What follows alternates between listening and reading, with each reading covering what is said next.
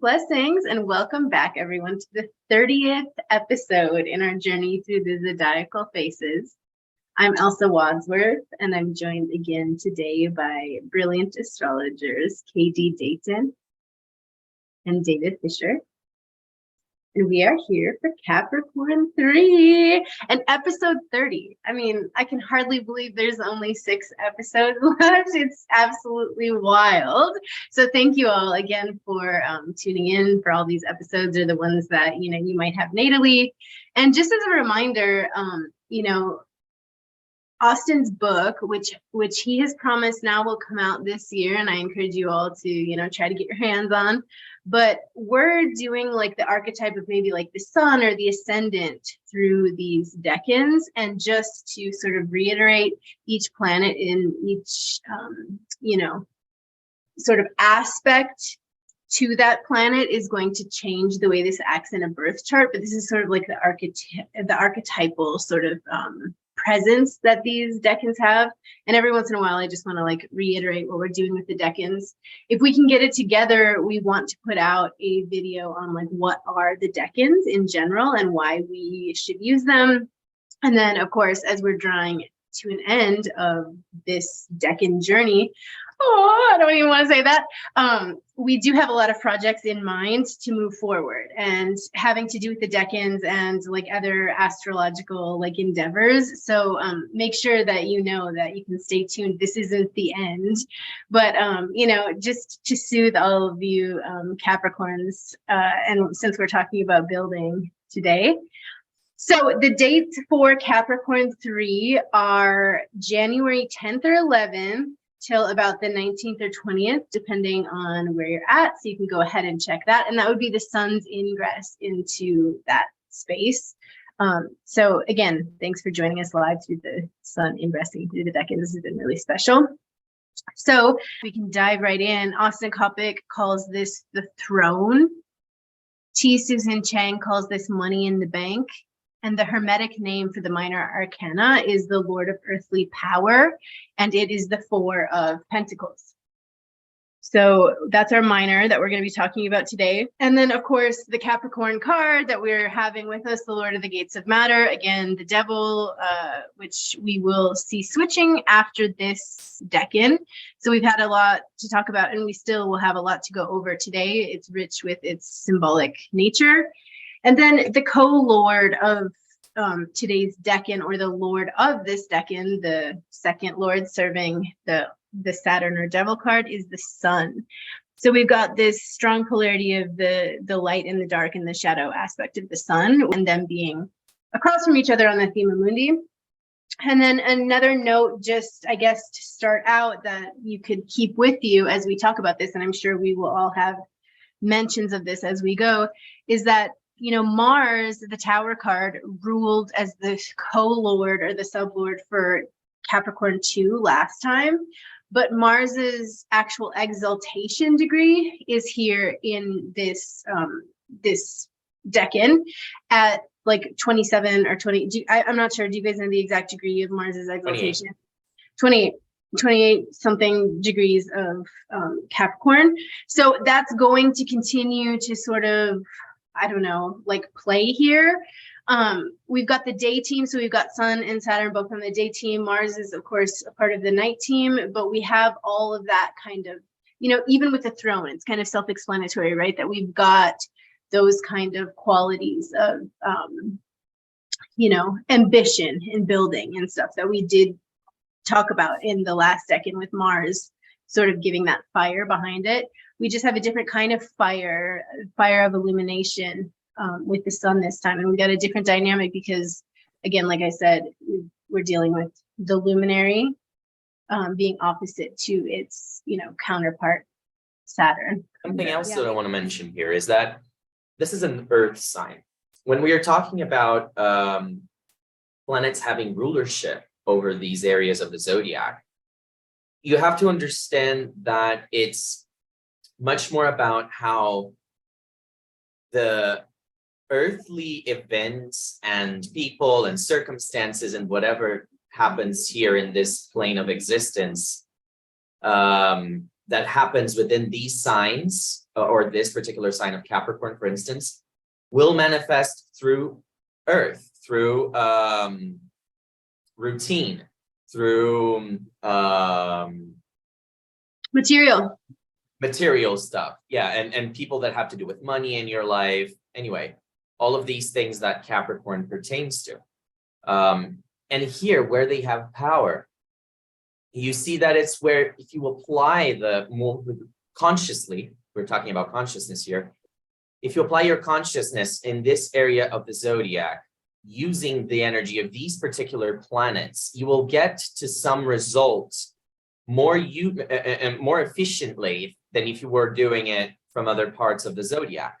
This is why we try to go over these characteristics, is so we can really understand the nature of each part of the zodiac. And this is a really, and like the planets. Yeah, and yeah, that's right. And Austin does talk about like magical qualities, in his talks and his books and things like that. And this is a real strong binding Decan because of the materiality of it. So, and I'm going to talk about this as we move into Austin's work, or my highlights from Austin's work, just about, again, the material nature, I guess. Even just to kind of like kick off a theme, I feel like sometimes the theme is a little obvious and I don't want to like belabor it too much. But when we think of Capricorn from like a very general sort of maybe even like pop reference or whatever, like just first coming to astrology, you think of Capricorn as like ambitious, cold, calculated, maybe even like greedy or something like this. They're just like really obsessed with like, the material success or whatever. And that kind of archetype of Capricorn really finds its place here. It really does. So if we're talking about all of those kind of things, it's because we're dealing with the material realm. Now, with the sun here, that doesn't mean that we can't take it spiritual and take it to another like light of consciousness and things like that. But we are humans in the material world. And this is where kind of the rubber hits the road between materiality and consciousness, and you are going to get some of that like ladder climbing.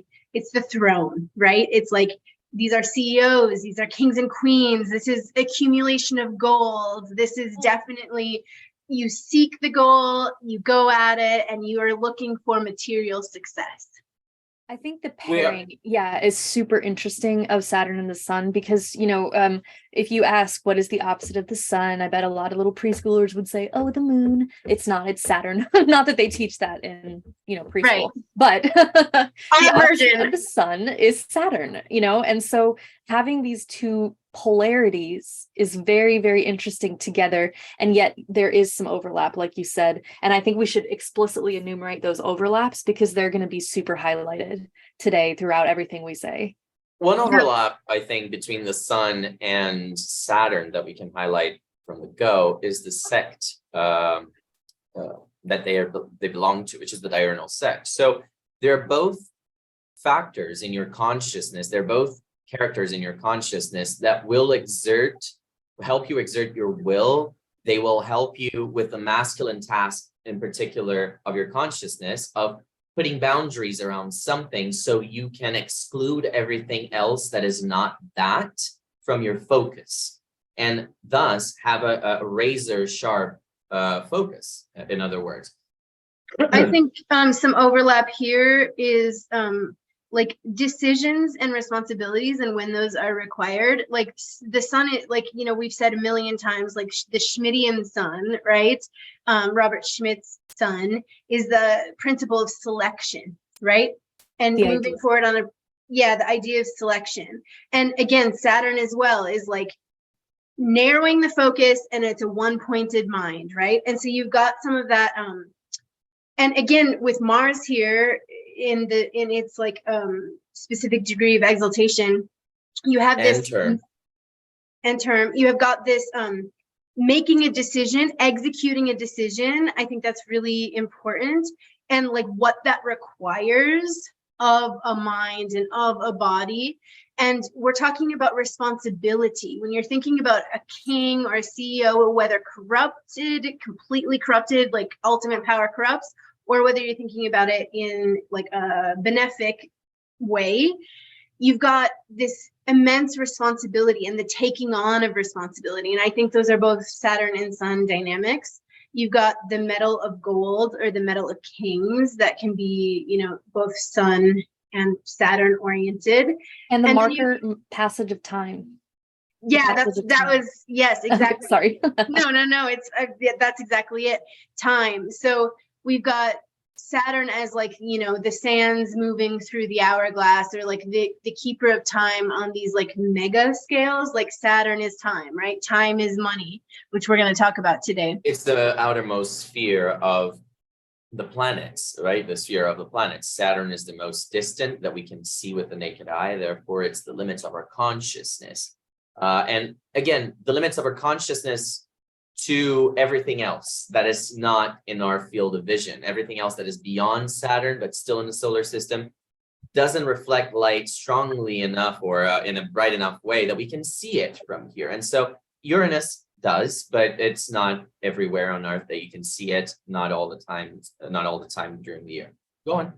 The sun being the most like obvious timekeeper that keeps us on that like daily rhythm of like really dividing sect, like night and day, and like really like obvious in our lives into our rhythm. So you have like the big timekeeper, and then you have the sun is like the day keeper, and we all know like those rhythms that we have through our days and nights, like those short rhythms, like the time is money, and like how we're slaving or not slaving to our sort of daily routine really shows up like how we've lived our lives on a whole, where you can look back at your life at the end with Saturn and say, how did I spend my days, right? So I think that that is a really strong note to sort of take in. And Saturn and the sun both ask us to look at this, like what's the shadow side of our consciousness, what's the active side of our consciousness,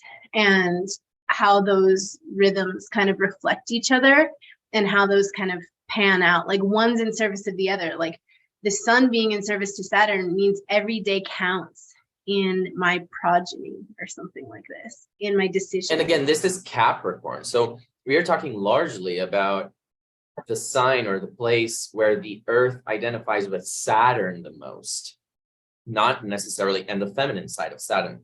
Not necessarily with the sun. So when you think about the masculinity of the sun and the selection principle of the sun and all of those things that we were just enumerating, think about it through that Capricornian lens of necessity and endings and boundaries, and all of that being the primary, focus of all of this.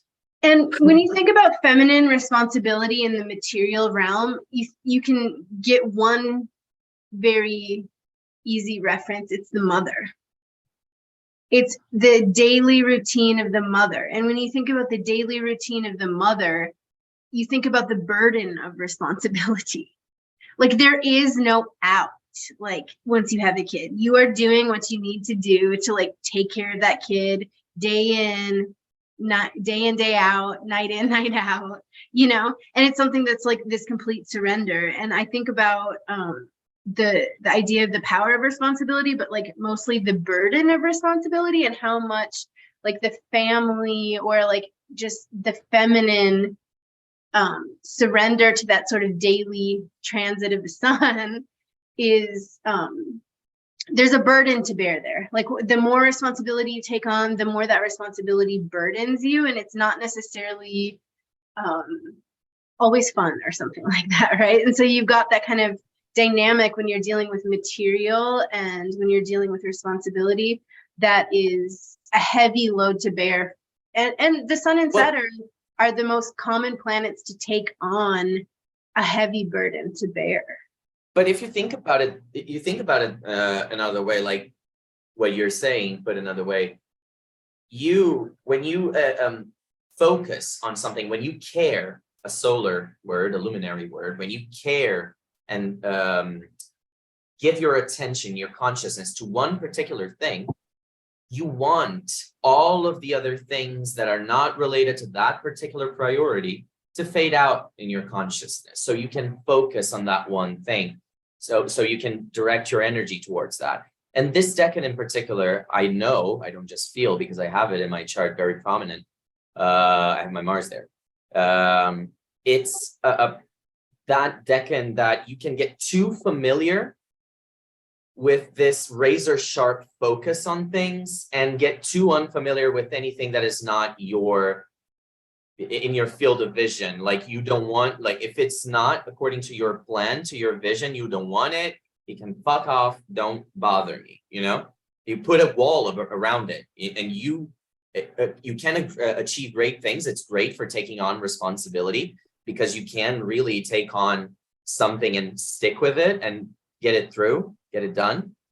But to what cost? You will not know until it's over, because once you remove that thing that you finished, right? We're talking about the ending of a sign here that is very profitable, very prominent, very, how do you say, active, but not active, productive. When you get to the end of something and you finish it, that thing stops existing in your daily routine. It's not something that you're putting effort into anymore. It's just there, right? So what happens when that is out? When that particular thing is done, like, what are you directing your energy towards? Like, you just become lost in chaos somewhat. And the done here is the end of life, I'd say, you know, like, and when you're saying to what cost, that's the $1,000 question here. That's the $1 million question. To what end and to what cost? And if you're just the slave to material, like, the sun is here to illuminate us, like, what's really important and what's really worth surrendering your freedom. Because to what cost? T. Susan talks about the 4 in the Rider-Waite, and she's like, you know, does he look free to you? She says, right? Mm-hmm. So we just came from this, like, freedom-loving Sagittarian quality. And, like, which part are you willing to enslave to? Which part are you willing to respond to? Which part are you willing to dedicate 30 years to? Your own life, your own choices, somebody else's? Like, what projects? These are long-term projects, like we talked about. And here we're sort of reaping the rewards of material success, right? And it's like, what are you going to do with your money, right? Your money is your vote. What are you going to do with your time? Your time is your vote.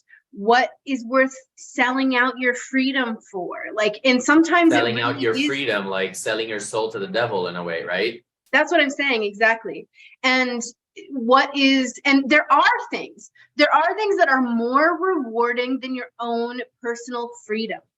There's absolutely things, but what are those? Like, you know, you don't get freedom in a yoga pose without practicing it rigorously for potentially years or lifetimes, right? So it's like, what is worth sort of practicing and honing in order to get that sense of freedom? Because, you know, we always think freedom is just like YOLO, do what I want all the time, but that's not exactly it, right? And freedom so, like, is actually setting a good enough a boundary that you know where you're treading, so you don't have to use your consciousness in this active way, like that burns you out, you know, all the time. Right. And to back up for a second too, her quote about you know, the figure in the 4 of Pentacles not looking free was also a direct kind of jab at greed, the concept of greed. Because just because you have financial independence doesn't mean that you're free. And that's the figure that we have here in the 4 of Pentacles, and we'll see. As all young adults will agree. and you know, the thing is, like, money doesn't necessarily buy happiness. We know that. Right. But money can provide, like, a choice on where you put your time and your responsibility in things like this, right? And so then let's say, you know, we all have the freedom, and may all beings be happy, and may all beings have material freedom. Like, I would love that if we all didn't have to stress about our primary survival. But let's say you don't have to stress about primary survival. Then you do have this choice, like, what is greed and what is happiness, and where do I put the resource, and where do I put the time? Where does my responsibility lie? And it's very easy to get sort of trapped in that devil material realm of, like, thinking and wanting you need more, because then your needs are met, but the people that live with you, maybe their needs aren't met. But like, what about them when they get old? Not just me when I get old. What about them? What about the, so then we like spiral into like needing more and providing more. And, greed in this case can be one of those like miserly Scrooge like material elements of like never having enough and the scarcity mindset, which is definitely Saturn, and I think the light of consciousness is putting the opportunity to look at that scarcity mindset. And, it is. And when we're talking about scarcity mindset, this could be like how'd you call the Donald Dunkel, the duck? Yeah, the Scrooge, right? Scrooge? His name's Scrooge? Okay, I don't know it in English, but it's another name in Portuguese. But you have like that character. It doesn't look that free, and it's like he keeps reinforcing his reality over other people, so they will accept him as the despot that he feels inside. It's like it's my money. I will provide. I am the one who has this, and you cannot touch it. You are not the one to give an opinion about it, even though it influences your life in some way. And I'm thinking about this energy of the Four of Pentacles with it, just as this devil and the sun and Saturn kind of super focus, super diurnal energy. Yeah, and the idea is when, the idea of control, right? And this is also like another very like earthly thing, or very Capricornian thing. It's also very sun. This is another overlap, right? So the idea of like control, and we all know like the corrupting power of money and privilege and power and all those things. It's like, are you a good king or a bad king? Are you a good rich person or a bad rich person? Right? And some people think that you can't be a good rich person. So I mean, these concepts, technically, to be a rich person, you have to agree to ignore a lot of shit. And when I say a lot of shit, it's to the point where you're just willfully blind to other people's suffering. Right. And that's where we get to the agnoia, that part of Saturn that's ruling this Decan, is just like, at some point I can't care about the world. I have to look out for number one, me and my family. And then that's where I draw those boundaries, the scope of my vision. In order to ignore all of that, you have to put more and more things out of your field of vision. So what we see nowadays is people with a lot of power, like humongous amounts of power and money, but a mind that is like this, Guess who was born during this Decan? Jeff Bezos. Yeah. It's perfect. It's perfect. Well, Mars is very powerful here. I think it's the perfect time for a scaffold building or something. Yeah.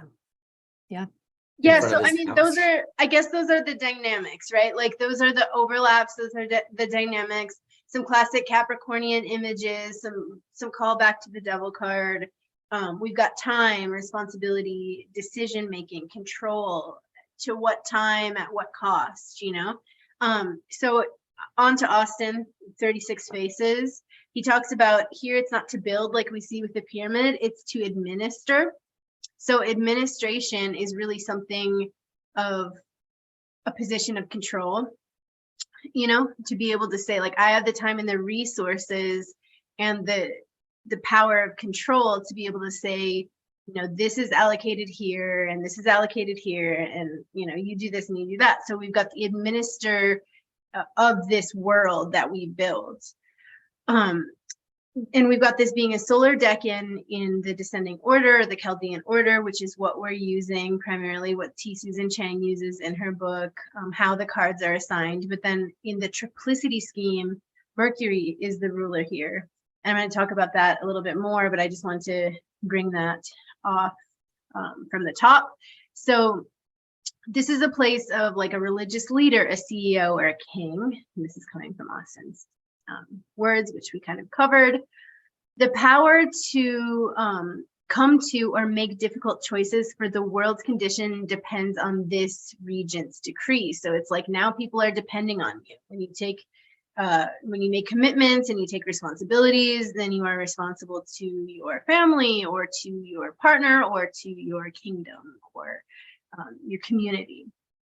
So I think, you know, the idea of like Mercury here being like somewhat consciousness and somewhat like this logos, and then the sun here, it's like asking us what we do with time, power, responsibility, all these things.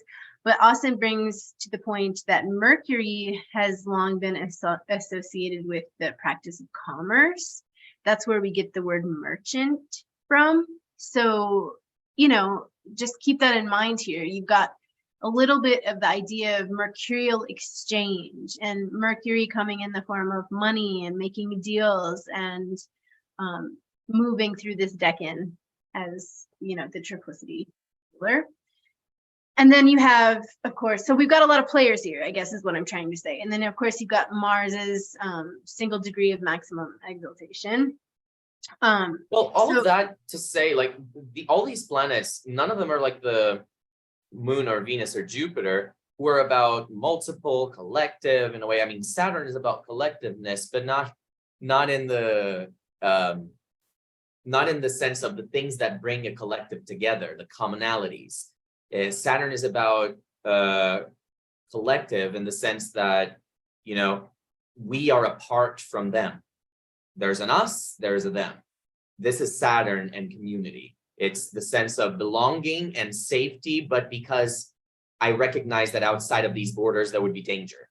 Outside of this group, there would be danger, you know? It could be a family, it could be anything really, like all of the alliances that you have in your life. Because this sign of the zodiac as a whole is very dry in nature and cold.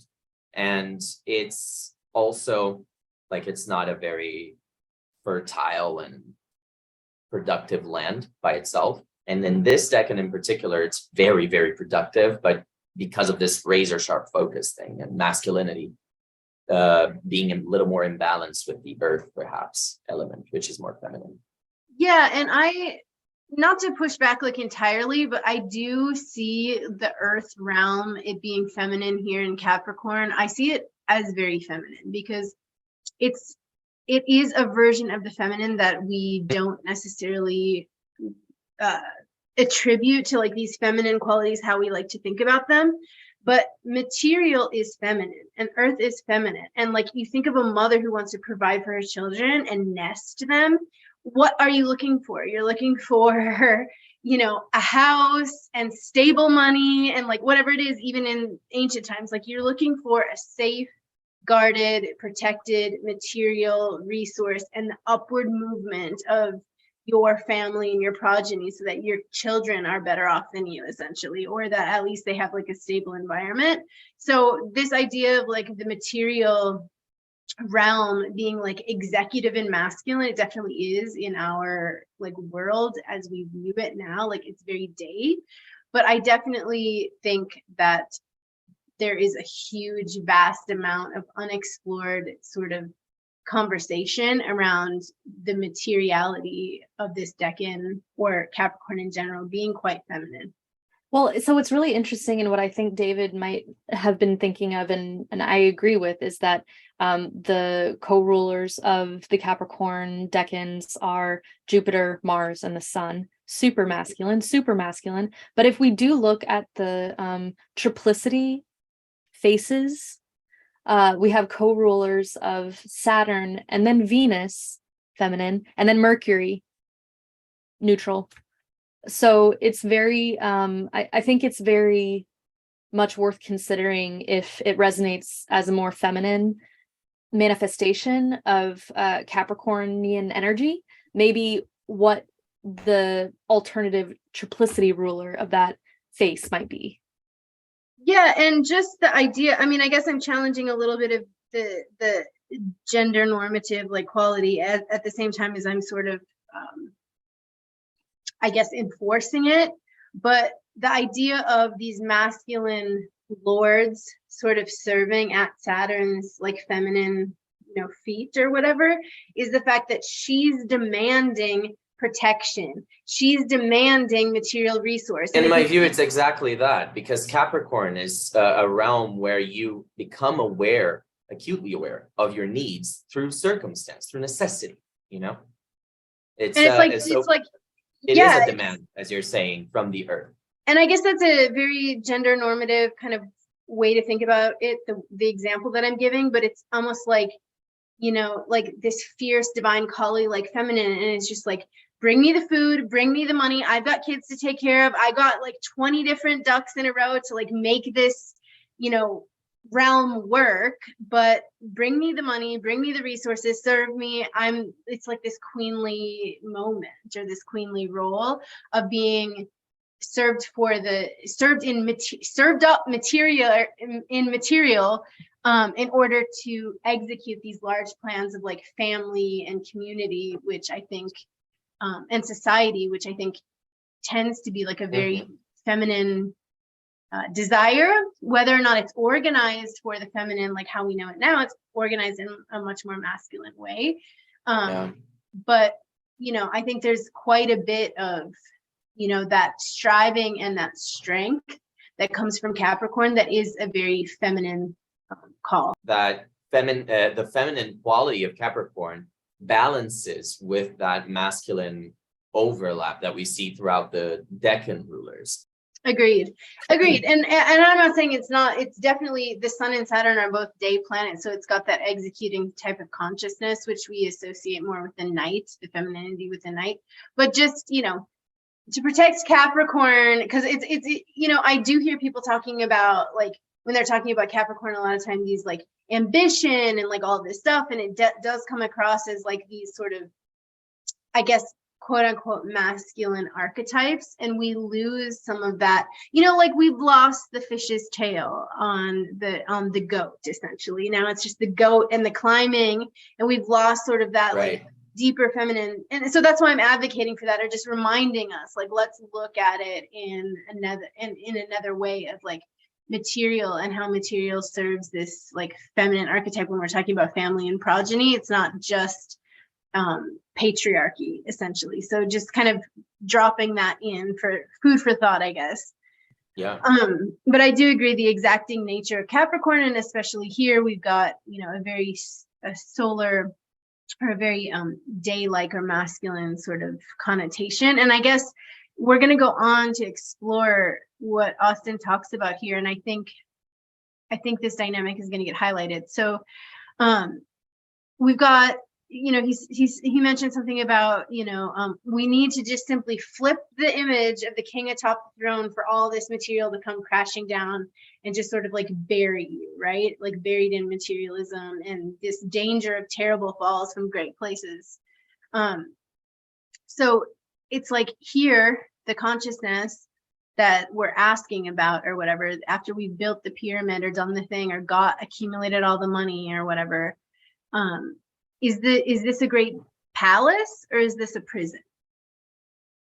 So then he just goes on to say, you know, the might of the throne, like your own throne, and like how you're going to create it is just asking those types of questions. So the positions always come with responsibility, whether or not the native really, you know, likes that responsibility doesn't matter. It's sort of the benefit of that responsibility. And again, to sort of like, to sit on this throne is to be tempted by hubris, essentially. Like, you know, is it going to be like ultimately corrupting to go after these things in the first place? And I think we're going to talk a lot more about that when it comes to T Susan. T Susan's chapter really knocked it out of the ballpark. So before we get there, though, David, do you want to just read the Picatrix? Because I think it will kind of help when we're talking about T Susan again. There rises in the third phase of Capricorn a man holding a book, which he opens and closes. And before him is the tail of a fish. This is a phase of wealth and the accumulation of money and increase and embarking on trade and pressing on to a good end. This is its form. You can really hear the Mercury there, can't you? Yeah. I mean, I think if I'm not mistaken, the Picatrix doesn't use descending order. It might use the triplicity, but you can really hear the Mercury here, like the ships coming in and out, or the book opening and closing. Like you can really feel that mercurial weight of like things coming to an ultimately good end. That's Saturn, I would suppose, but everything else kind of gives me that Mercury vibe. I feel the book opening and close also not only Mercury, but to expand on that, just secrets, just knowing the deep secrets of one particular craft. Again, we had that with Mars in the previous Decan, and we have that here as well. The feel is a bit different, but it overlaps a little bit, where you do have the secret knowledge that you can use from time to time. But again, he opens and closes. So it is a balance of like when to conceal, when to reveal things.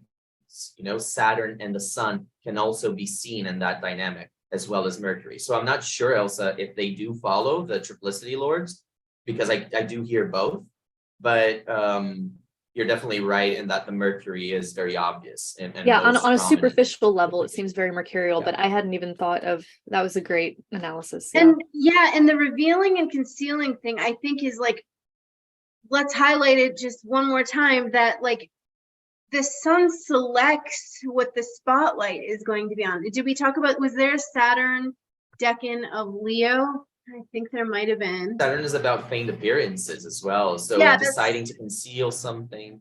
Yeah, the first Decan of Leo is Saturn. Yeah, that's what I thought. We talked about this in the first Decan of Leo, which is like, you've got the spotlight or the sun that's shining on one particular thing, creating a shadow around where you can move in nefarious ways, or move in secret ways, or move in occulted ways. Like that's what the idea of occultation is like the idea of something being, hidden. And here that Saturn and Sun dynamic of what to show, what conscious to illuminate, what stays in the shadow, what we're showing and not showing. And we know that this is a huge part of wealth, right? Like what you're revealing and what you're concealing is a huge Bread and circus. Yes, of power and wealth. Like, I mean, it's synonymous. So yeah, I think. Well, you can think about it not only as a magic trick in a show, but also as theater.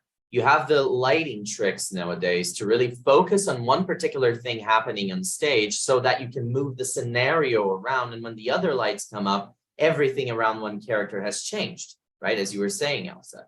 So I think it's one depiction that we can look at as modern. Also very mercurial in a way too, like yeah. the stage and the performance of the whole thing is very mercurial, like the merchant and the performer and the jester. Yeah, Robert Schmidt also argues for the fact that our actors are actually Saturnian because of that feigned appearance thing. Yeah.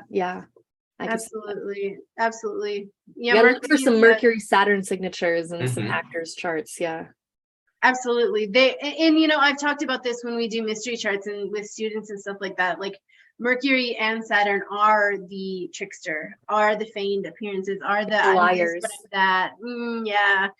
So, and then which lies are revealed and when and how and all that. And we know from like rich people that they'll be like giving us the types of truth that they want us to see and when they want us to see it and things like that. There's a lot of control over what's seen and not seen here, like a very which also may give like pretty good bullshit detectors, True.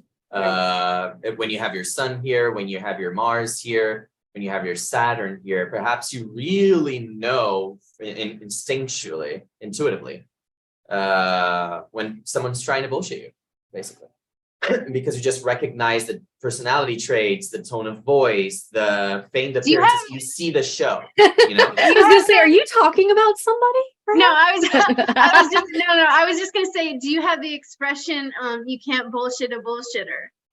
Yes. Yeah, I mean, takes one to know one. It's like, yes, you can't run game on someone who's like a gamer, It's like, okay, yeah, I see what you're doing here. So this is why it's also a good one for trade, because you have to have that game to be able to do that type of job. Yeah, that's that mercurial like aspect as well. So okay, let's go ahead and move on to T. Susan, because I think maybe a good segue before we get completely into dissecting this super amazing chapter, Money in the Bank, that she does in her book. Maybe we could talk a little bit about King Midas, because I think that would be a good sort of transition when we have. So King Midas, for those of you who don't know, I'm not going to explain the myth or tell it here. I'm just going to say he was a he received a gift from the gods of being able to transform everything he touched into gold. But you can see how that makes for a very powerful individual in one way, but also it's very problematic because he wouldn't be able to touch the people he loved. He wouldn't be able to touch anyone, basically, or anything that he loved or prized, because it would be turned into that same gold. Including food. He couldn't eat. Yeah, he couldn't Every eat. time he tried to eat something, it turned into gold. And that talks about the nourishment piece, I think, with the femininity of Capricorn, the earth like thing. It's like he wasn't having the long range sight, right? He was just worried about the moment, the sun moment of everything I touch turns to gold. He wasn't thinking of like the other type of wisdom nourishment that you need, like whether it's like food or human touch, or you're just thinking about the wealth aspect, or like you're just excited that you can get like a wish fulfilling moment, and you don't have the foresight to look at the other types of wealth like health and human touch. There's also power driven impulse here from him that obfuscates every other need, which is a mistake that Capricorns can make in general a lot. It's like, or people that Capricorn heavy in their chart, especially here, you can be so focused in one particular thing because you think that's going to solve all your problems, and you give it all the power that you have, all the action within you give towards that one topic. And again, like King Midas discovered, you kind of transform everything else in your life in that one thing, and that doesn't meet all of your needs. And you become bitter because of that. You become unfulfilled. You become frustrated and lost and desperate, and you get lost into chaos, which is, again, the devil, right? We see the devil being the deceiver, the devil being the one who attracts us into these traps from materiality, of the material realm, of the lower sides of the psyche, in the lower polarity. You know, and there is a huge, like, I mean, with TikTok culture and sort of like all this, like, I mean, maybe I shouldn't name these like specific controversies that are going on right now, but there is a huge faction of society that's just like, I don't need love, I need money, okay? You know, and I get that that comes from like survival and like wealth distribution, all these other like problems, but it's a very real thing for a lot of people. Like, I don't need you to offer me like any kind of like ethereal, like security, like love, or whatever you want to call it. I need, yeah, exactly. Like, you want to support me? The money, give me the money. That's your love. It's almost like a love language in some people's mind. It's just like, if you love me, you give me this material amount. That'll show me you love me. This would be a really good transition if I can actually move it into tarot. This would actually, it's really interesting to me. And I just want to bring this up, not because Capricorn rules the second house in my chart, but because there's an interesting lesson about the second house here, which is that we always summarize it as money, finances, wealth, but it's also values, which go beyond your possessions. So something really important for all of you baby astrologers out there is to not simplify the things that we value to material possessions, because there are other things that fall in that second house realm as well. Absolutely. It's what nourishes you, right? And how are you going to touch your lover if you turn them to gold? Or how are you going to eat the food if it's gold? Like, you know, so, and even with like the potentiality of like food crisis or food shortage or water crisis or water shortage, like it doesn't matter how, like at some point, I'm sure if you're rich enough, you can get food and water when other people can't. But the point is like, those aren't the things that actually give you wealth or nourish you like on a certain level. It's almost like a means to an end that ends up becoming like more important than the things that you like wanted to buy with it in the first place or whatever. So, you know, keeping that in mind. So if you want to bring up the tarot cards, KD. So we've seen many iterations of the devil throughout our time in Capricorn, since it's the primary card of, it's the ruler card for Capricorn. We have on the left, deck never disappoints. I know, the science deck is so amazing. The science deck is the depiction in the middle, which I believe we're going to have a good conversation about. So just to kind of skip to a few notes about either tarot card flanking the center one. We have the Rider-Waite-Smith on the left that we've seen every decan so far. But what I really want to point out is the pentagram. I don't believe we've talked about the pentagram too much yet, but in most depictions of the devil, you see a reversed pentagram, the star, that the 5-point star that is facing upside down. This is also the star that appears on the pentacle that we see throughout the Rider-Waite-Smith deck, but it's upside down. When it's right side up, the pentagram means spirit pointing upwards over matter, the two items pointing downwards, which has a little bit to do with this sign that we often see people making in the tarot, pointing 2 fingers up or pointing 2 fingers down. And they can mean things like as above, so below. But in the case of the devil card, where we have the reverse, the averse or upside down pentagram, it is instead saying material over spirit, or matter over spirit. So as you can see, that would be a bad situation necessarily for those lovers potentially in the bottom of that card to care more about the desire and the enfleshed pleasure than the spiritual union, for instance. Of those. Yeah, people depicted in the tarot are generally depictions of consciousness, right? And conscious activity. And so here they're changed. And the idea of, you know, the 1 point over the 4, meaning the spirit, you know, commands the realm of matter.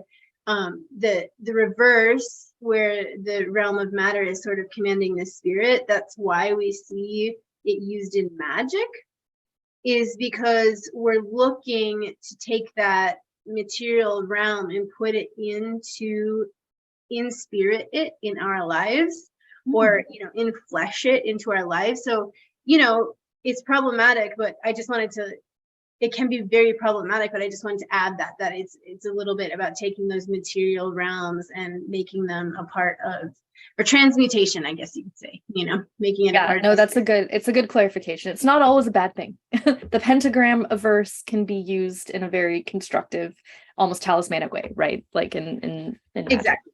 Yeah. Right. But so anyway, we've seen again the devil so many times that I don't feel like we have a lot to say about the Rider-Waite-Smith depiction. But in the center, we have also, you can see on their little key cards, the reversed pentagram of this figure, what we might call the nuclear family, the nuclear white family, in the very retro futuristic world of the Jetsons or something going on behind them. And it's called, the devil card in the science deck is called Unquestioning. So the idea is that every time we make a new discovery, every time we make a scientific advancement, there is the possibility that we're going to be so addicted to progress that we're going to disregard whether or not this discovery or this advancement is in the highest good, whether or not we've actually used our consciousness to assess whether this advancement is worth it. And so if we don't question whether something is good or evil, then we're on the side of evil, essentially. But it's just such a beautiful depiction because really there's an element when you think of the devil to, you know, like relinquishing control and being in bondage. And what you said about, you know, in ways that financial freedom might give you choice. If you choose not to exercise that choice, you have embodied the devil energy. You're making a choice. Yeah. And there's something I want to say about this too, because I wanted to bring up like atheism and how atheist beliefs can sort of like question our physical and fundamental reality. And I very much see the devil as embodying this archetype, and this being a very important and beautiful archetype, right? Because if you have the unquestioning, you're just like on this conveyor belt of, you know, capitalism, essentially. Yep. There's some good sort of qualities there to the questioning of like status, or the questioning of God, and the idea of like that Luciferian or devil principle as like the fallen angel who's like questioning God and questioning the status quo and stuff. So just adding a little bit there. And I think we will you know, circle back to this Luciferian idea, but I just wanted to sort of put a pin in that. Looking at material as it is, or science, or you know, almost and also I'm not. I don't remember exactly if that's what you were saying, but just like the nuclear white family depicted here as the devil and the science, like atheistic, illuminated depiction that we have in the back, perhaps, is like ultimate patterns that we see in society that are unquestioned, right? So if you see a nuclear white Standards. family, you're not going to look at them and say, maybe they have problems at home. Maybe their kids are not well behaved, unless they're doing something. But if you just look at them and they're standing still on the street, waiting to cross the street, let's say together in a light, you're not going to think all those things. You're just going to look and think, oh, a family. But if it's a different kind of family in any other way, you will notice that, and you will notice in how different from this particular pattern they are. But who said this is to be the rule, right? Who said this is to be the main depiction of a social unity? And when you start doing that, when you start questioning it, I see a photo like this and I'm like thinking of all the judgments from growing up in like white dominant suburbia. I'm like, ooh, how many pills is she on? How many doobies is that cat smoked today? Like whatever. Anyway, just to briefly touch on the card on the right, which is from the Botticelli deck. I actually wish that I had brought this up when we were having a more robust description or conversation of Pan in the first decan of Capricorn, in relation to Jupiter as the co-ruler with Saturn. But here we have a depiction of Pan, which is also related to the god of Cupid in myth. And so what's really interesting about this is that in her chapter, T. Susan Chang talks about how it's not money that's the root of all evil, as we, commonly refer to it. It's actually cupidity, which is a great word that I have not been using, but will now, which is the desire or longing for money. And that is what is at the root of evil. It's not the actual like material money most of the time. I mean, we could debate that, but it's the desire for more and the desire to hide it or sequester it from anyone else. So I thought that this card was really relevant for the Sun Decan because it is gilded in gold, which we talked about being both a Saturn and a solar thing, as well as just its real linkages to the Four of Pentacles, and the Devil. And it goes back to and we get that money is the root of all evil from kind of like a biblical phrase, but I think they're saying like it's not just wanting the money, it's the idea behind it, like lusting after the money. So it's again back to those 7 deadly sins or whatever that we see with the devil, which is greed being one of them or lust being one of them. It's the idea that you're lusting after something that you feel like you might have to hide, or you might have to care in secret, or you might have to, and I think that's a part of human nature when we're talking about the material plane. But I guess again, it's like how we work with it. Like when we're dealing with dark energy, black magic, like all these things that have like this deep like dichotomy that they could easily turn for the worse, like power, right? Or absolute power, corrupting absolutely kind of a thing. You're having to use like intense illumination, intense what do you want to call it? Kind of like alchemy, in personal alchemy, in order to sort of like work in a material world, but not get caught in those devil-like traps with it. So I think it's what's referring to, I know we talked about the 7 deadly sins as the planets and kind of that type of thing. So it's like, again, they're saying it's not the money that's the issue, it's the greed. Yep. It's not the money that's the issue, it's the lust. And I know that it is complicated, especially in a society where most people are just fighting to survive daily life and stuff. So anyway, it's complicated, but I think I just wanted to mention that. Okay, I'm going to go on to the Sun card. So we've seen many different depictions of the sun throughout the zodiac so far. This is a really interesting place for the sun to be, again, because it is in the sign, it's in the sign ruled by the sun's natural opposite. The sign's natural opposite is Saturn. So here we are. And so you wouldn't necessarily find a lot of commonality in the way that I guess, the moods of the cards, the devil and the sun. The vibe of the cards are very, very different. But there are some really interesting similarities that T. Susan Chang makes in her chapter, very thought-provoking similarities. So I'm going to read a couple small portions here from the chapter in the book that really, I think, highlight the differences but similarities and how this relationship between these two opposites of the sun and Saturn work. So this first quote is from Peter Mark Adams in his book Game of Saturn. And he is talking here about the Sola Busca tarot deck. At the core of the deck's heretical cosmology stands the demiurge in his most archaic and violent form. Note, the demiurge is the devil. That of the hypercosmic Ammon Saturn, the lord of time and the cycles of creation and destruction. The inevitable consequence of this chain of logic was that true religion involved the worship of the hypercosmic demiurge in his most archaic and thus purest guise, as the sun behind the sun, the hypercosmic Saturn, whether known as Mithras Helios, Sol Invictus, Phanes, Lucifer, or Ammon. So really, really beautiful when you think about that, the sun behind the sun. Again, when we think about the sun being consciousness and the extreme focus, and how while Saturn has that similarity, Saturn is the energy that looks away from that point of focus or draws attention away from that point of focus, almost avoiding that point of focus. And so there's a really interesting linkage here. Elsa, did you want to say something else about that quote? Well, I wanted to say, like, just what you were saying is how Saturn draws us away from that focus and says, like, look over here, look at the shadow instead.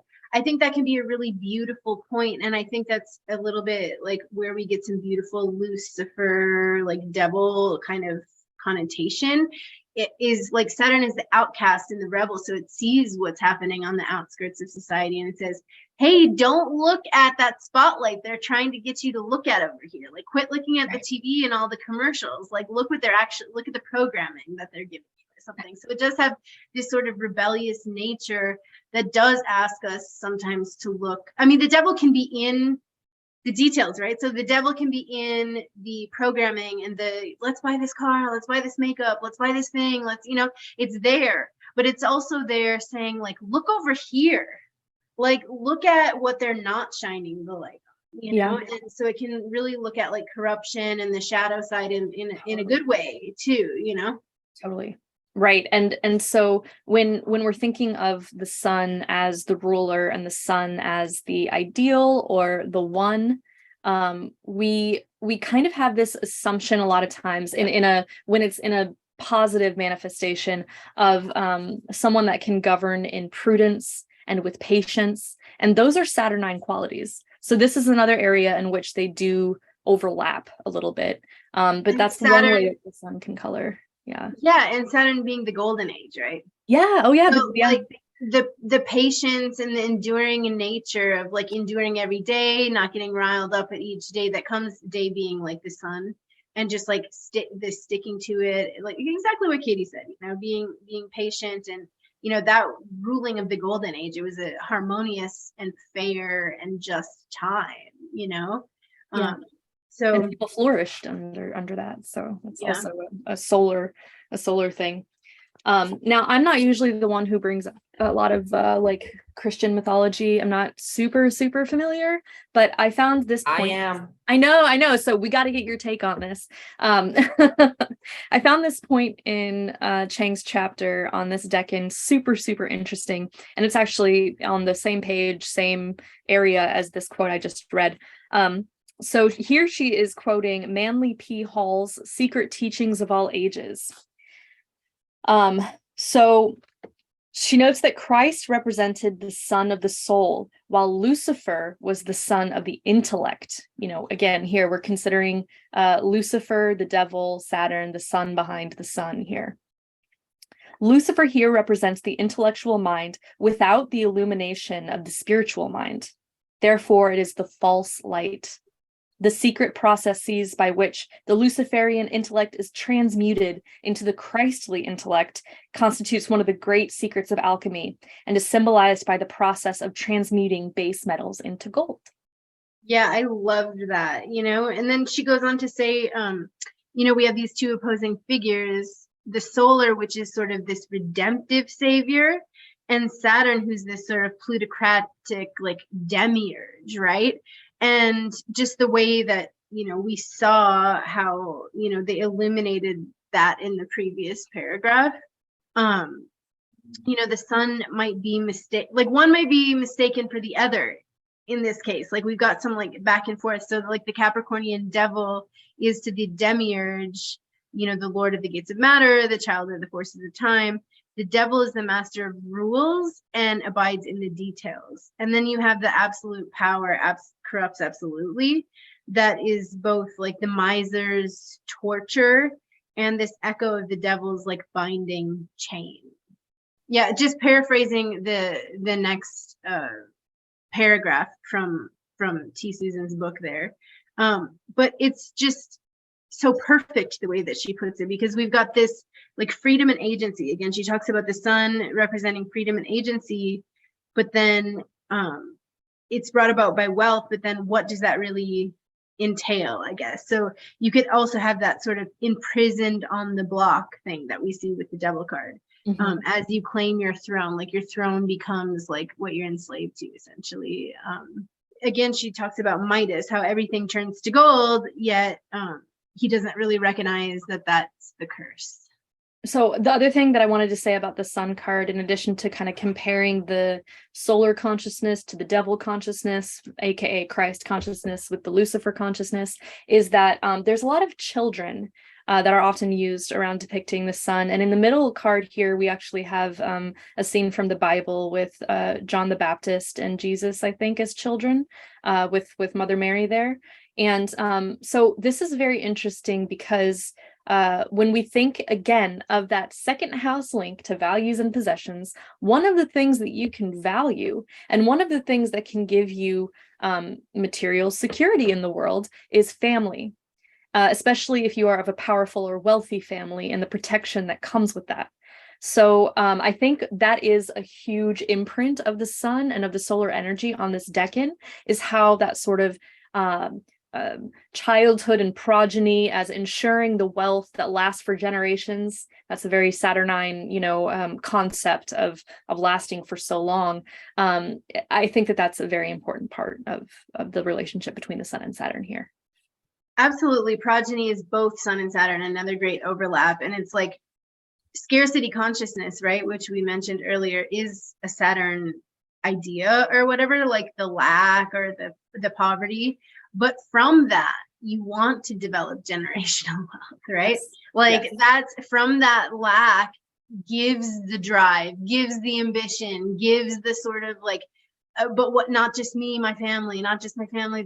So it gives that idea of like, I want progeny. And also like Saturn being the agriculturalist, right? Like you needed a bunch of kids to like work on the farm. Land. Yeah, exactly. So it's like, it's got this idea of like generational wealth because of lack consciousness. And I think hard work and lack consciousness. So it's like, it's like you're straddling that line of the trap, essentially the material trap of wanting to give yourself a little more agency, a little bit more freedom, a little bit more choice, a little bit less to worry about. But in that you can get hoarding and greeding and there's an interesting link here too that I want to talk about in just a minute with the Four of Pentacles and nepotism, which I believe is kind of a hot topic right now, nepo babies. So we can talk a little bit about that in just a minute.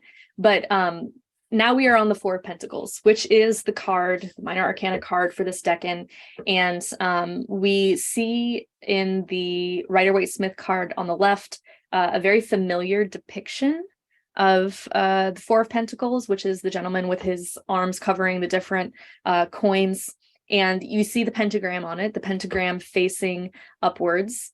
And you also see that this person himself is actually in the shape of a pentagram, with the coin on top of his head, the two at his feet, and his arms going along the middle here, sort of creating a 5-point star figure. So this is clearly a very pentagram heavy card. Talks about it with the tree of life, and how like if you get this, you know, afflicted, or if you get this reversed or something like that, it's almost like this person is putting like money at the base of his like heart and of his mind and of his spirituality, right? Because you have the two coins under the feet. So it's like the material success is the grounding for the heart or for the mind. And okay, that could have good connotation or bad. Right.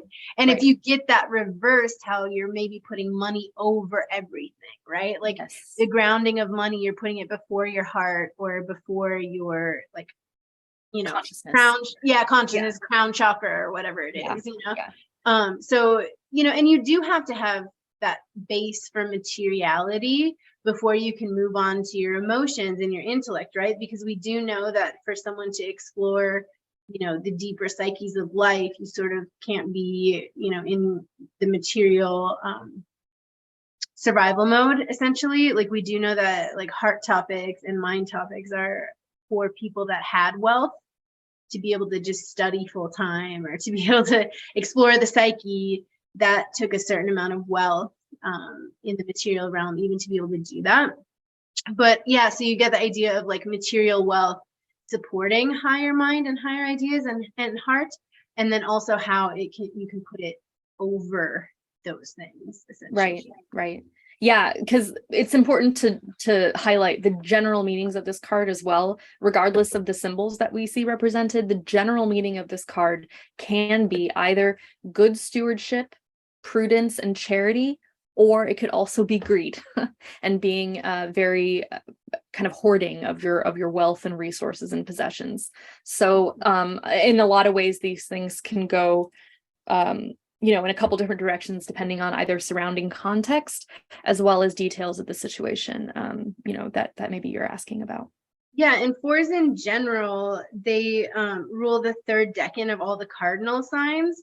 So in this way, they suggest like solidification, crystallization, materialization, kind of like a completion of that starter energy of the cardinal signs.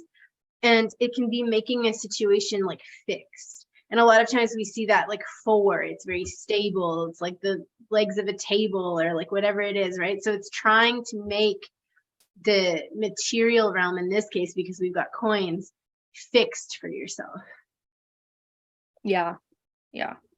It's really interesting to me how much of a bind this figure looks to be in the 4 in the Rider-Waite-Smith deck, because it just really calls to mind for me the devil, because it's like he feels restricted in some way, potentially by what you were just saying, like kind of a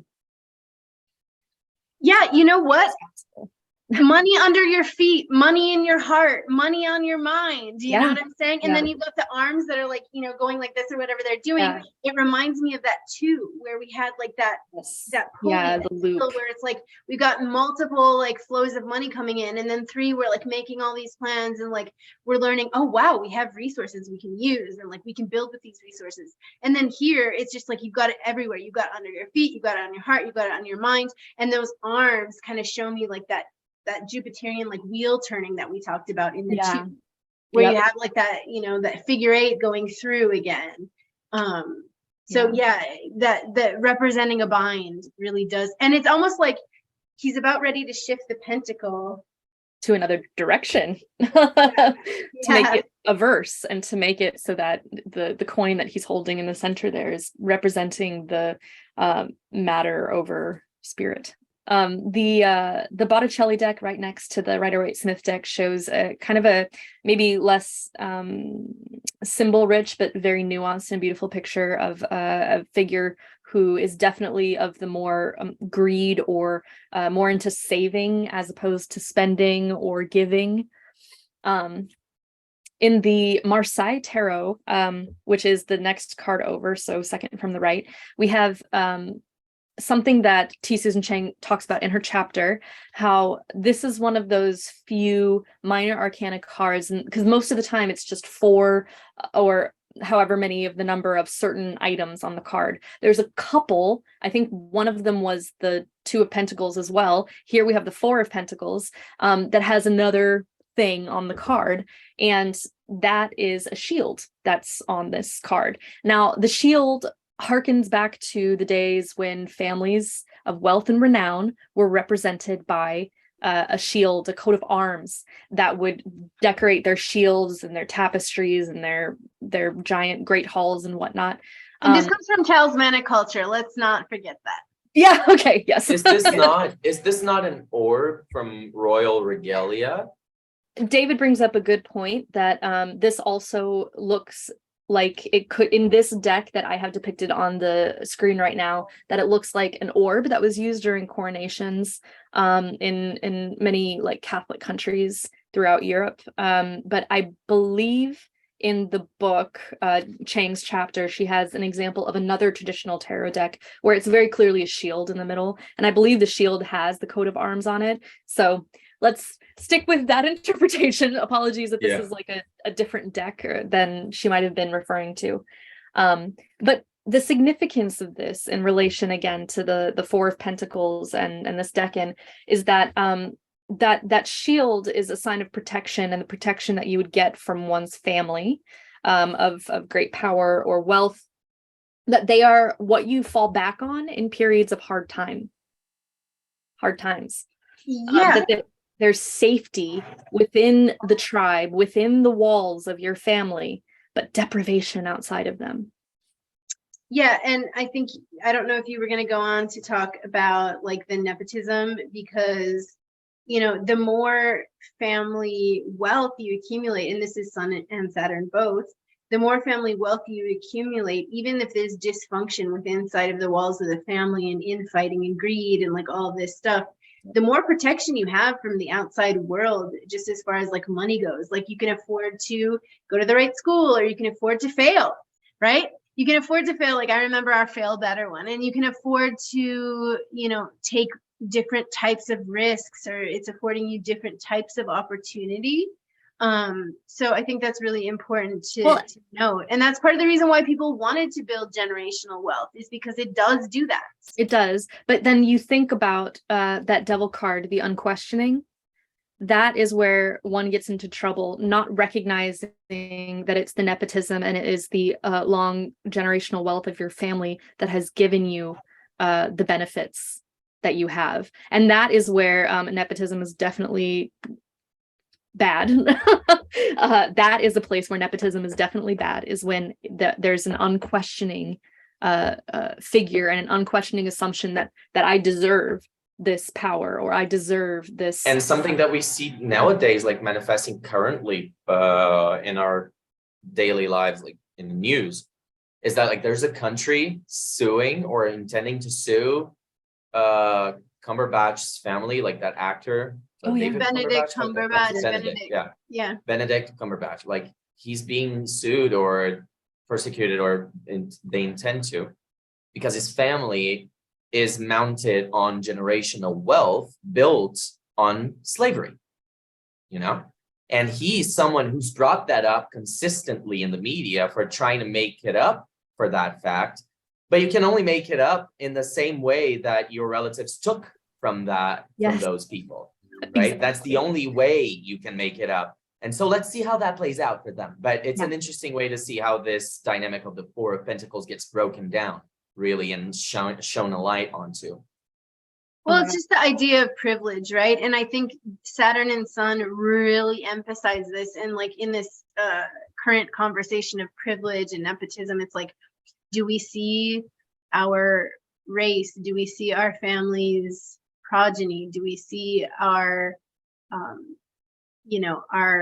do we see our privilege essentially? And like, where are we blind? And I think that's where, you know, we don't have the illumination of the sun. We just have this like buried Saturnine thing where we're like not really wanting to see like where we come from, who we stole from. We don't want to take any type of responsibility, which this Decan is all about responsibility. These planets are about responsibility. And we, you know, the truth is easy to be muddied for our own story, our own benefit. or the detriment of others, right? Like at a certain point, our society is very, very deeply built on like a YOLO, like look out for yourself, kind of like every man for themselves kind of a thing. And this allows for a lot of stuff to be pushed out of the light and into. Well, do you know what Saturn rewards? Saturn rewards the school of hard knocks. Saturn rewards street smarts. Saturn rewards the things that you've had to suffer for or work hard for to achieve. It does not reward those who rest on their laurels and just take for granted everything that they've gotten. Oh, no, that's Jupiter. Yeah. Yeah, and eventually that the shit'll come to the light, and not always does stuff get balanced in a way where we can see it, especially with Saturn, because we've got these like multi-generational big spans of time where it's just like it seems like the greedy people are winning or whatever, and that might be the case. That might be the Lord of Matter. That might be the devil. But there is like this idea of like the cyclical nature of what what Saturn rewards over time. Like, is it honest? Is it true? Again, a kind of Sun Saturn thing is like, did we have patience over time? What did we build our character as over time? Like when we die, how do people see us? Like it's the daily routines, it's your daily character that's illuminated once a giant span of time has passed, right? So like when we eat the rich and all of their progeny is laid low. Right. That'll be the comeuppance. Yeah. You have to have a fall. Like Lucifer falls for questioning, but you have to have a reckoning of some sort with the material realm, I think. And that's where, in our modern society, when we're questioning things like privilege and progeny, which we should do, that's why we're coming with all these and that's why people can be like very defensive and have not a lot of patience for this type of greed, essentially, that's happened through the generations of like stealing and harming in order to try to climb some ladder or hit some goal or whatever. Totally. Good. This is the Scapini deck. And this is interesting, a very strong combination of actually, to me, more Saturnian and lunar themes, but they are still very interesting to look at in the context of what this card's trying to say. In the middle, we have a nun.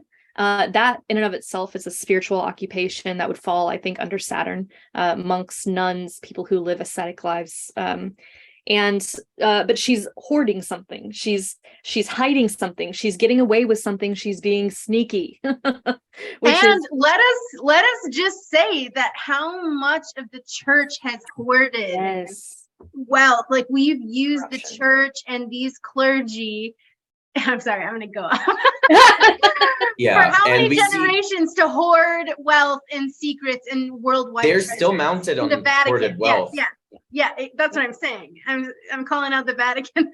Okay, continue, Katie. We also have is that Hecate in there? Yes, it's Hecate in the top right, the left. We also have at the bottom, we have a cat and a walled city, which are both super Saturnine things, like the wall around the city, but then the moon above it, being the people. So the depictions in the coins are really profound. Is that a swan as well? It's a swan, yeah. It can be Saraswati. It represents knowledge and purity as well. So these are all very, very interesting depictions here on this card that speak to, again, I think something similar as the Rider-Waite-Smith deck, in that this could be greed. I mean, again, if you had a more, friendly view of the church, you could be like, oh, maybe she's just really excited to have gotten a large collection or donation or something. No, probably not. But so that's the Scapini deck. But I did have just a couple more I wanted to point out real quick, because I thought they were super relevant to some of the other cards that we were discussing. We have on the left, we have the science deck, and this is called the Meson dance. A meson is when a subatomic particle, a quark and an antiquark, meet up to dance, and they break apart as soon as one of them changes, which symbolizes the dance of comfort and routine. But it can also symbolize the delay of a launch of an adventure, because they get so comfortable just dancing around each other that they don't actually start the process of moving on. You know, I was gonna bring this up earlier when you were saying how like the devil card doesn't really like, it seems like it conflicts with the sun card as far as like the vibe and the general depiction of the images. But what I wanted to show, I didn't want to interrupt at that time, but now I have to, which is the Lord of the Fire of the World, the sun card in the Hermetic deck. Which when I see these women like dancing, they have a very Saturnine character, and so does the sun here, it feels like. And I always think of the dance with the devil when I see this card. I'm like, you know, because they're really like lost in this rapturous kind of like moment, which is definitely kind of like devil-ish.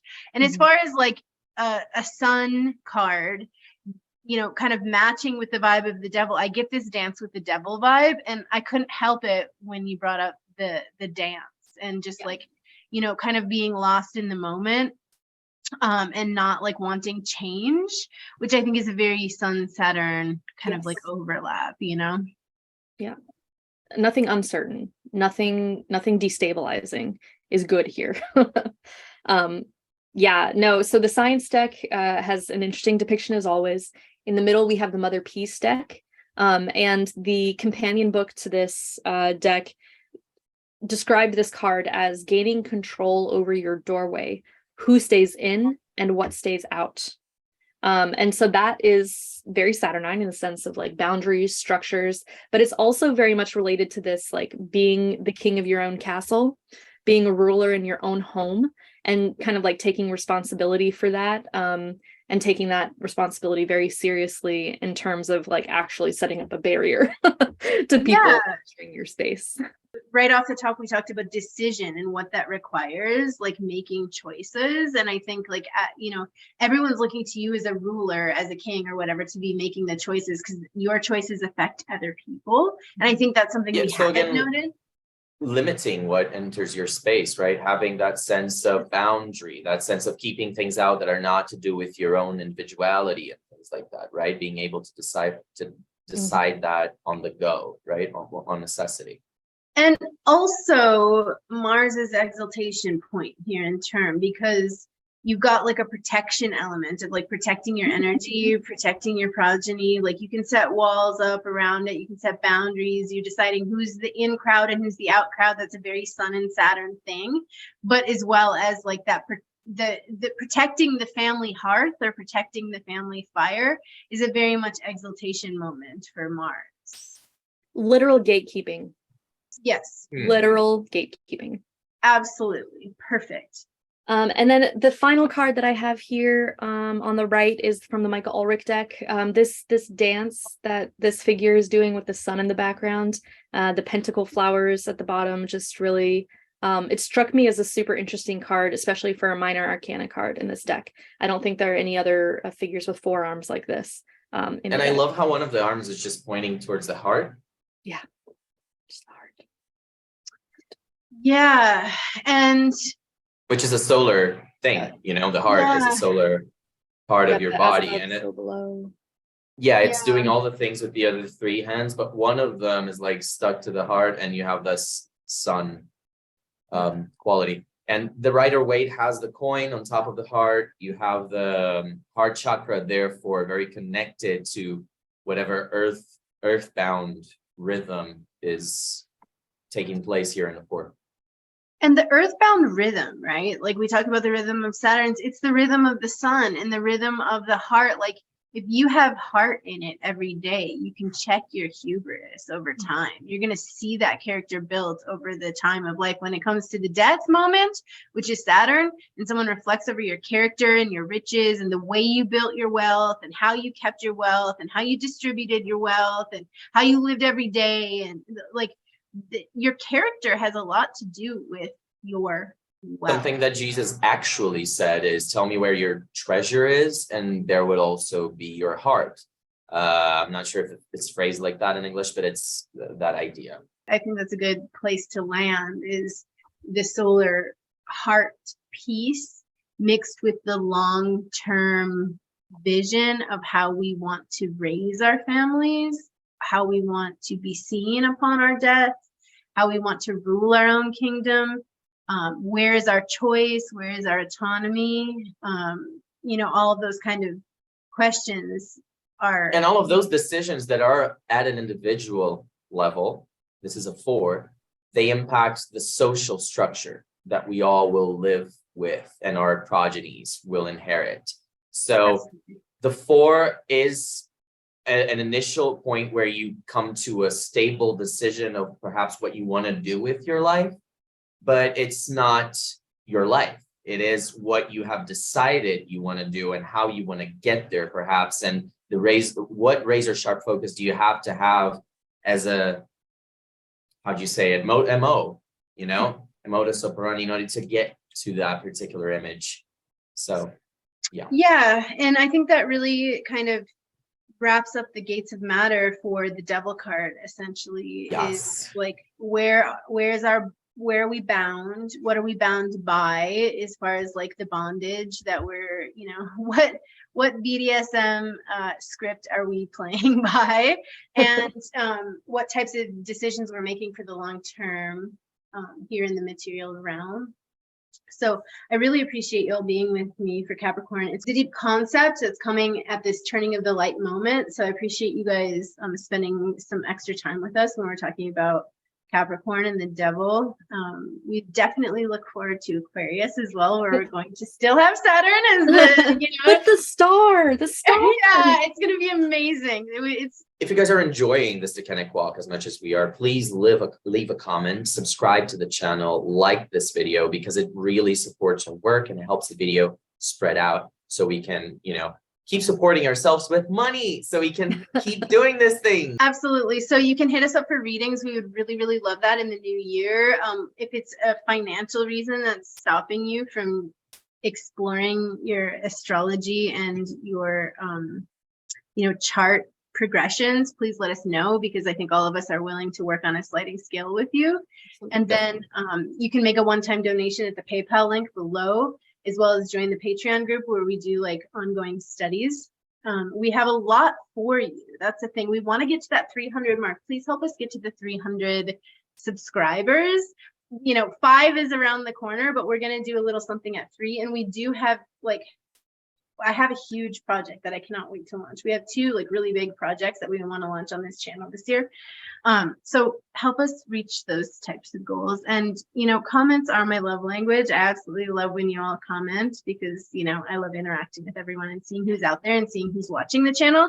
We don't do at least we haven't yet done a lot of stuff on Facebook or Instagram, or pushing people to this YouTube, in our personal social medias. We haven't done any of that type of work. So the 300 of you that are here have found us extremely organically, and we really appreciate it. And we do want to get to know you a little bit more. So please just let us know you're here in the comments below.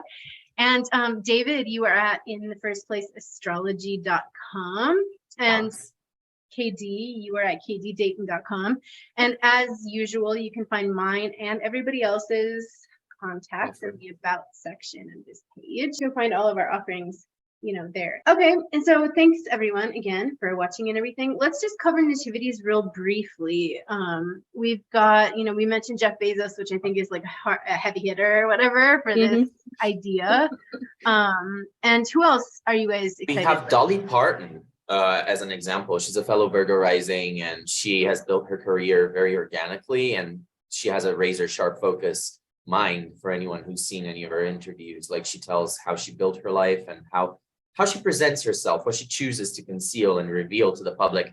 She's a very good performer, and she knows what to expose of her own life. It's absolutely perfect for the devil card, because she also says she sleeps with her makeup. She doesn't want people to see certain aspects of herself. And she also said, I think it was this New Year's Eve she did with Miley Cyrus. They're who do you think parties more, Miley or you? And she's like, I look like a party, or I look like a play doll or a party doll, but I'm not, or whatever, something. She's just she's so cute. And she definitely has this, has this quote unquote trashy image that she sort of wants to embody, which is kind of that devil moment.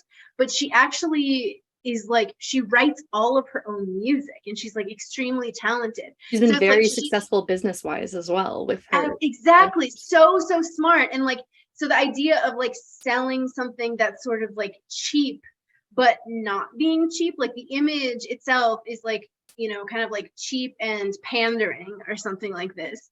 But the true like identity is like deep and rich and talented and smart and things like that, So I think that's a good devil card example. We've got Jim Carrey, who like wears, the mask of this face and this performance, but also has like a very deep side and getting into art and all these kind of like deep concepts, like even in his, in his career and in his movies. So I think he's a good nativity to highlight. Betty White, who only recently passed away. She lasted a very long time, and she was a light in many of our lives. Comedic light in our lives. Absolutely. And we also mentioned Jeff Bezos before, just like reinforcing the theme of generational or generational wealth, but also hoarding to the extreme of the extreme. And looking away from all of the problems that his efforts to make all the problems. Money. I mean, he's the person who hoarded the most in history. And just the idea of like mega wealth and like ultra achievement. Right, mega wealth, ultra achievement. Like he's the king of this day, or something. Not like he's our king, but he's in all of our lives. And Julia Louis-Dreyfus is also actually somebody who comes from a very wealthy line, the Dreyfuses. But she has she's a very famous actress. She played Elaine on Seinfeld, was the star of Veep, and I like her a lot, but definitely a nepo baby right there. And Alexander Hamilton, which I think has some like implications of the Sun and Saturn again. Benedict Arnold is another one that I thought was really interesting. He was a traitor. He basically deceived the U.S. Continental Army and gave away their location to the British during the Revolutionary War, and has gone down like in history. 200 years later, you call a traitor Benedict Arnold. And that's a very Saturn Sun dynamic as well. Betraying the king or betraying a cause is very Sun Saturn. Absolutely. Lucifer, the ultimate questioner and betrayer, getting kicked out of heaven or whatever. Yes. That's the devil. So you definitely got that like living on the outskirts and, that betrayal factor of like, what are you betraying and who are you loyal to and all of these questions. Yes.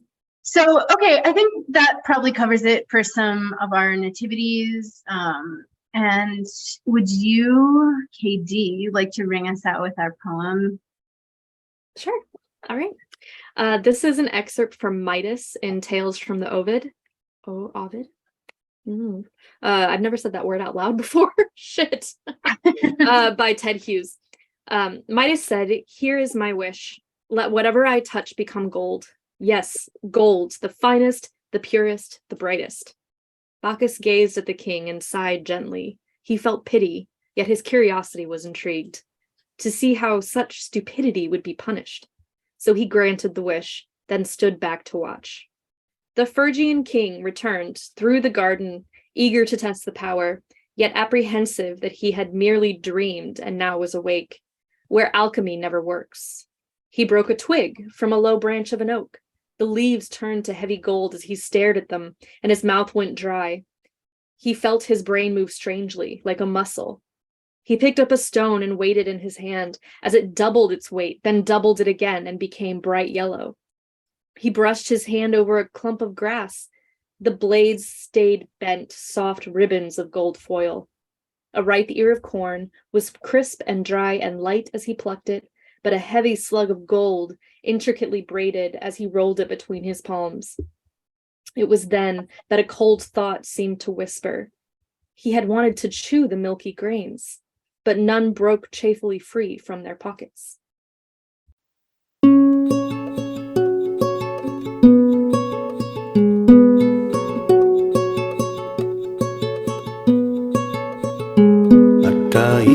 Matao kakao sama yo na mekana soba da soma kena mataiba nakao di ma na mekana soba and soba ataiba nake autu no ba ikana kamaya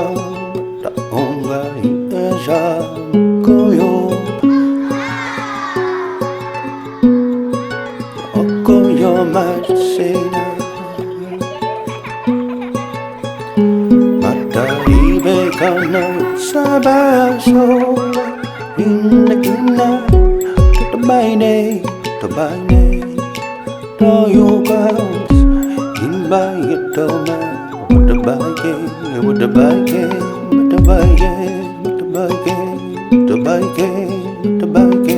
Dio no makano yo ba, sono me yabagomina, Gamaya de goyo himi, on my way go by.